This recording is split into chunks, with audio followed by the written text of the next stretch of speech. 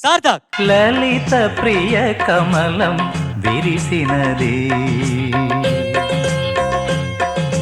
లలిత ప్రియ కమలం.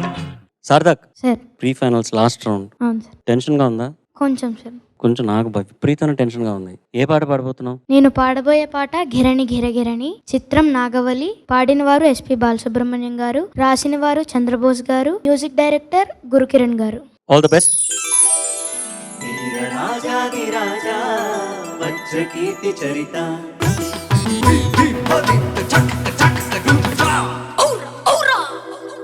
సూర్య తేజో విరాజా జయము పలికి జనత. చంద్రముఖి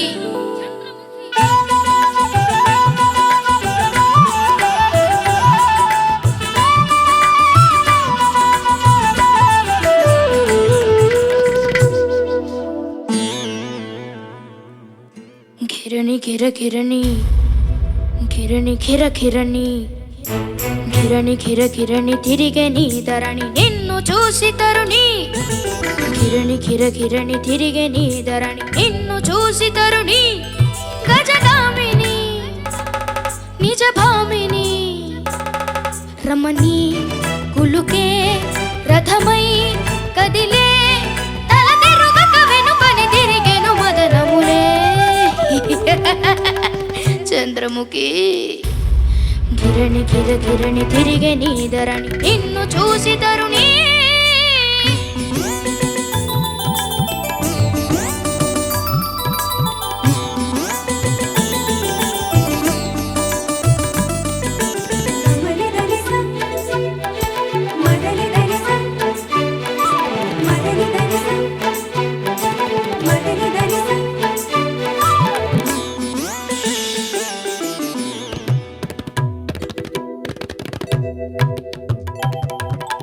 ఖడ్గమంటి చూపు బాణమంటి రూపు ఆకాశాన్ని తీసే మెరుపు ఒట్టి విరుపు.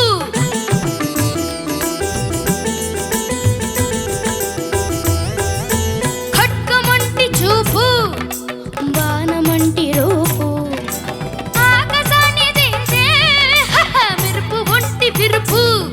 నును పైన చెలిపాదం చిందాడు స్థలమున భూకంపమే నిశ్శబ్ద కంపనమే. అనుపమా పరువమా నవవర్ణాలుగా వ్యాపించన రవిక కనలు రవిదాకా. కిరణి కిర కిరణి తిరిగే నీ ధరణి నిన్ను చూసి తరుణి.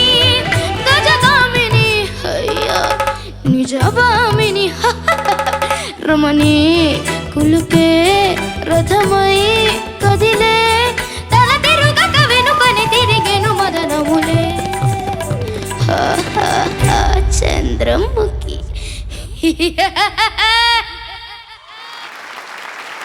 ఒరేయ్ సార్థక్, సార్. నువ్వు విల్లనా హీరోవా? రెండిటికి మధ్యలో.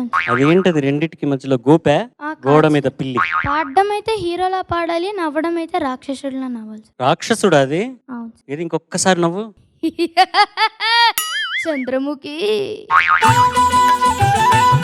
చంద్రబోస్ గారు, మీరు రాసిన పాట సార్థక్ పాడినంత వరకు మీరు భలే ఎంజాయ్ చేశారు. మీ అనుభూతిని ఒకసారి మాతో షేర్ చేసుకోండి. అంటే కొన్ని అనుభవాలు ఉన్నాయి. బాలు గారు ఇది పాడుతున్నప్పుడు నేనే ఉన్నాను దగ్గర. ముందు సాహిత్యం అంతా రాసుకున్న తర్వాత బాలు గారు చిన్న టేప్ రికార్డులో పాట 2-3 సార్లు విని ట్యూను పాడుతూ ఎన్నిసార్లు నవ్వారు ఆయన. చాలా సందర్భాల్లో మెచ్చుకున్నారు. గజగామిని నిజభామిని తల తిరుగగా వెనకనే తిరిగెను మదన ముని. మదన ముని మాట ఎలా రాసావని చాలా మెచ్చుకున్న తర్వాత రెండవ చరణంలో నవ్వు వెన్న పూస నడుము నల్ల పూస నీకు నాకు ఎప్పుడు ఆది అంత్యప్రాస అనగానే చాలాసేపు నవ్వారు. నవ్వి అసలు బాగా పాకన పడుతుందయ్యా కవిత్వం అని నేను బాగా మెచ్చుకొని అద్భుతంగా పాడారు. పాడిన తర్వాత నేను తెల్లారి మళ్ళీ హైదరాబాద్కి వచ్చాను. హైదరాబాద్లో షూటింగ్. నేను పీవాసు గారు, అనుష్క శెట్టి గారు, తర్వాత వెంకటేష్ గారు అందరం కూర్చున్నాం. ఇంకా పాట వచ్చింది, అందరం విన్నాం. విన్న తర్వాత పీవాసు గారు విని ఒకే మాట అన్నారు, ఈ పాట బాలు గారు పాడలేదు, పర్ఫామ్ చేశారు అన్నారు, ప్రదర్శించారు ఈ పాటని.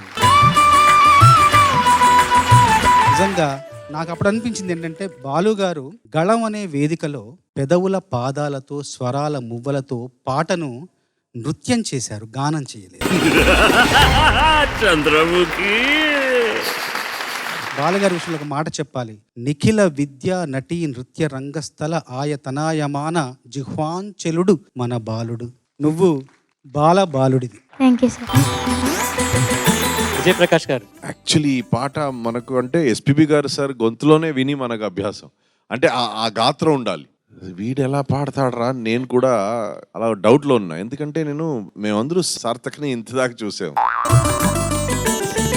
కానీ ఈరోజు ఫస్ట్ టైము నీలో మల్టీ లేయర్డ్ క్యారెక్టర్ సార్ నువ్వు. ఆహాహా ఎట్లా చంద్రముఖి అని కొత్త ఎక్స్ప్రెషన్స్ ఇచ్చావురా, నీదే ఒక. కానీ you did extremely well. Thank you sir. చూద్దాం ఇంకా 4 సింగర్స్ ఉన్నారు ఎలా పాడతారని. But very good Thank you, sir. Very good. Sunitha garu. ఎంత బాగా పాడావో, థ్యాంక్ యూ. ఎంత బాగా ప్రదర్శించావో చంద్రబోస్ గారు. యాజ్ రైట్లీ సెడ్, బాలుగారు పాడితే అభినయిస్తే వేరే ఎవరి గొంతులోనూ వినడం సాధ్యమే కాదు. అటువంటిది కాసేపు బాలుగారు పాడారా ఇంకెవరు పాడారు అన్న థాట్ రాకుండా చేసావు చూడు, అక్కడ నువ్వు సక్సెస్ అయ్యావురా. Thank you. చాలా చాలా చాలా బాగా పాడావు. Thank you. Thank you judges. ఇక మీదట పాడుతా తీయగలో ఎప్పుడైనా ఎవరైనా ఈ పాట పాడినా మా సార్థక్ లాగా పాడలేదని అనుకుంటాను నేను. నిజంగా అంత బాగా పాడావు నిజంగా. Thank you. All the best. Thank you. నువ్వు విశాఖపట్నం రావాలని నేను ఆశిస్తున్నాను. All the best. Thank you.